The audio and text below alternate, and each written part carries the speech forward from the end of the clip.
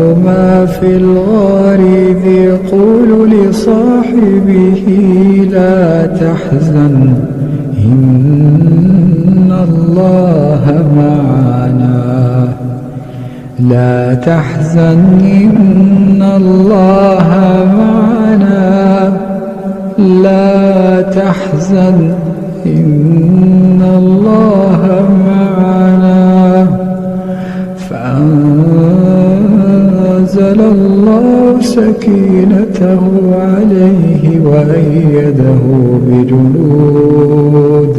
فأنزل الله سكينته عليه وأيده بجنود لم تروها